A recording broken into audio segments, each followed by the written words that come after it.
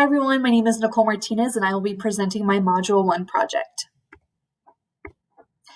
Last summer, my husband and I got married, so we just celebrated our 1-year wedding anniversary. In March, we adopted our first puppy and his name is Goose. I received my undergraduate degree from K-State, and upon graduation, I taught 5 years at Harry Street Elementary, which is in South Wichita. I currently teach at May South Elementary. I'm working on my graduate degree in instructional technology, and this is actually my very first course. The school that I'm at right now is comprised of 5 classroom teachers per grade level with an average of 24 students per class. We have approximately 720 students that make up our building, and we are 1-to-1 Chromebooks, but only grades 3 through 5. So with the critical reflection, I'm going to just touch on a couple of the ones that I feel like are the most important. I'm going to spend most of the time on the critique side of it.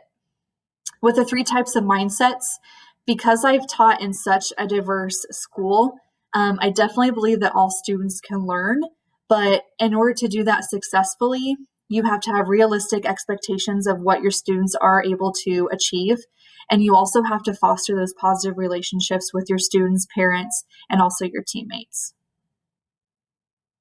With the 5 types of dispositions, the first 2 I thought were the most important.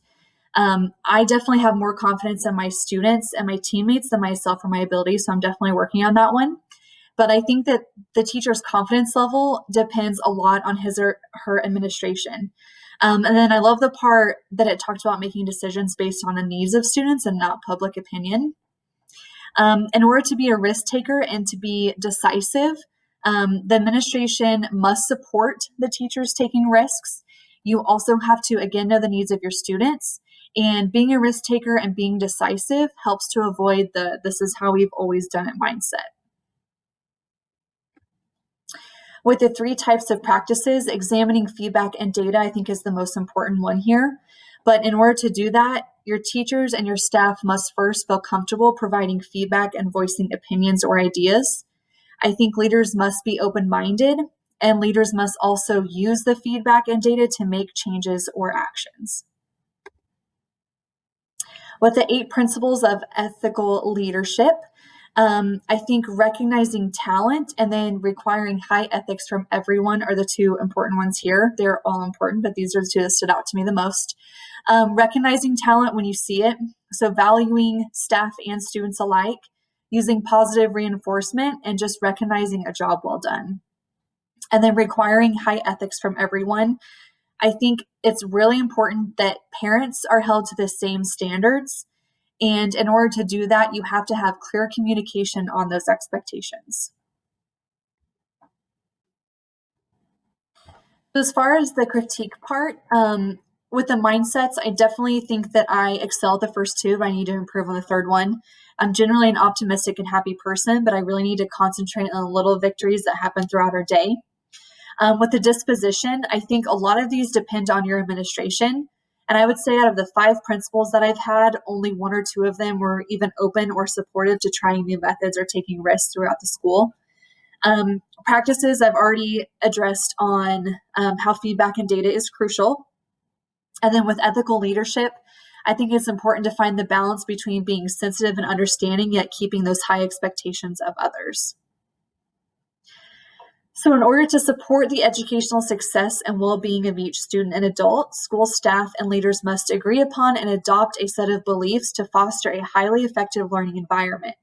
Leaders must encourage staff to have constructive mindsets that promote opportunity for all students. Leaders must strengthen the staff's disposition to cultivate strong interpersonal skills and hone in on each member's unique skill set.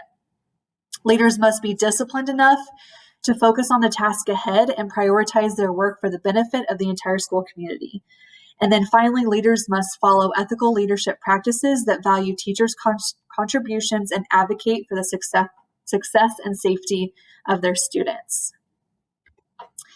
And then with the standard correlation, these 2 articles were aligned with standard 2 by discussing the mindsets, disposition, practices, and principles of ethical leadership. These elements directly affect and foster both student and adult success. The articles stress the importance of adopting views and beliefs that advocate and encourage ethical leadership. It is relevant In today's ever-changing society, teachers and leaders need to foster positive, trusting, and encouraging relationships. It's important that both parties understand that students are vastly different than they were decades ago. Students are different in the way they were raised, behave, and most importantly, the way they learn.